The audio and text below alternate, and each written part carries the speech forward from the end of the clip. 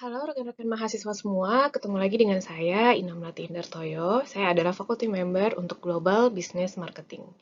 Kali ini saya akan sharing tentang topik terkait pemahaman dan juga penggunaan matriks yang tepat ketika kita akan menganalisis strategi digital marketing kita. Selamat mengikuti.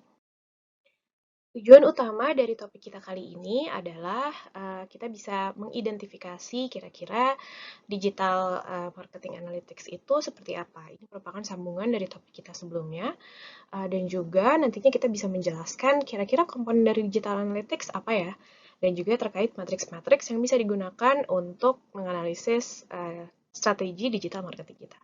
Selamat mengikuti. Sebelum kita bisa memilih dan menggunakan sebuah matriks untuk melakukan digital marketing analytics, kita perlu tahu dulu komponen-komponen apa saja yang terdapat di sebuah matriks yang baik.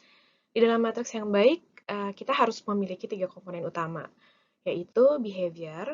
Yang kedua adalah bagaimana behavior itu dilakukan oleh pengguna kita. Dan yang ketiga adalah waktu ketika konsumen atau visitor ataupun pengguna dari website kita melakukan sebuah behavior tertentu. Nah, ini adalah 3 komponen yang akan membuat sebuah matriks yang akan bisa digunakan sebagai alat untuk menganalisis strategi digital marketing kita supaya bisa lebih insightful dan bermanfaat untuk perusahaan.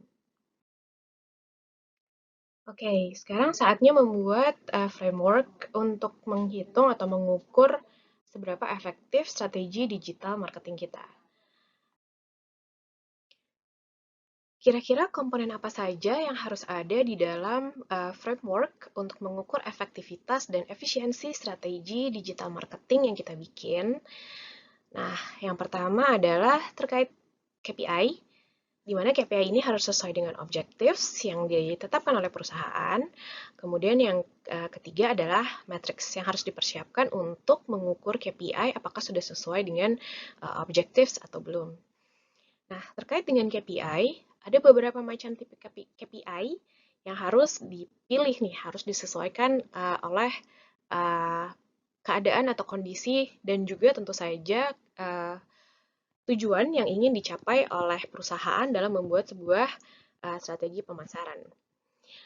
Nah, yang pertama adalah terkait dari reach, impressions, recall dan share of voice.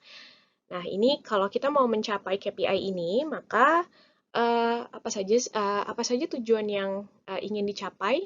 Kalau kita mengeset KPI seperti ini, kira-kira tujuan yang ingin dicapai apa? Dan kemudian matriksnya seperti apa? Nah, untuk target KPI ini, maka tujuan yang biasanya ingin dicapai oleh perusahaan adalah untuk meng-create awareness atau kesadaran konsumen terhadap produk kita atau merek kita. Nah, kira-kira matriks yang harus dipersiapkan apa saja? Yang pertama adalah kita harus mempersiapkan matriks terkait view, berapa jumlah orang yang menge-view misalnya sosial media kita, impressions, unique view, dan juga screenshots. Nah, jika kita ingin menargetkan atau memiliki target KPI, bagaimana kita bisa melihat sentimen, conversation lift, dan juga content consumption terkait dari social media atau konten dari social media, misalnya social media kita atau website kita. Nah, tujuan yang ingin dicapai biasanya kita ingin membangun opini dari brand kita. Apakah pada akhirnya ketika kita sudah bisa tahu sentimen orang-orang terhadap produk kita atau brand kita, kemudian conversation terkait merek kita seperti apa, dan juga content consumption dari merek kita seperti apa. Nah, kira-kira brand opinion yang terbangun negatif atau positif ya, dan udah sesuai belum dengan target atau tujuan yang kita tetapkan. Nah, untuk bisa menetapkan tujuan ini, kita bisa menggunakan matriks. Yang pertama adalah shares, harus ada komponen shares, kemudian ada engagement rate, dan juga kita bisa melihatnya dari aspek komen, dan juga dari aspek siapa saja pengguna sosial media yang suka nih ngefavoritin konten dari sosial media atau website kita misalnya. Nah, berapa jumlah total pengguna yang udah pernah menyukai atau memfavoritin konten dari sosial media ataupun website kita, dan berapa jumlah orang yang selalu memfavoritkan konten sosial media maupun website kita. Nah, itu bisa digunakan untuk mengukur kira-kira mengukur sentimen, conversation lift, dan juga content consumption, sehingga kita bisa tahu apakah brand opinion dari merek kita sudah berhasil terbangun dengan baik atau tidak, atau belum. Nah, KPI selanjutnya adalah terkait relevance, familiarity, dan juga engagement. Ini terkait kalau kita punya KPI tertentu terkait relevance, seberapa jauh kita juga ingin tahu, atau KPI kita adalah kita ingin semakin brand kita, orang-orang semakin familiar dengan brand kita atau dengan merek kita. Dan juga kita juga ingin target kita adalah terkait dari engagement. Orang-orang juga semakin engage atau terlibat, memiliki keterlibatan tinggi terhadap brand kita. Nah, kira-kira kalau kita memiliki target seperti ini, kira-kira tujuan dari perusahaan yang ingin dicapai dari membuat strategi digital marketing adalah apa? Yaitu untuk establish brand.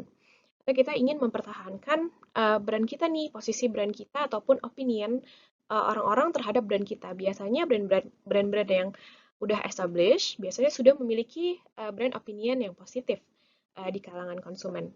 Nah, sehingga perusahaan bisa membangun atau bisa mempertahankan establishment dari brandnya dengan matriks-matriks terkait like or dislike, klik atau view, dan juga subscribe, dan juga sign ups.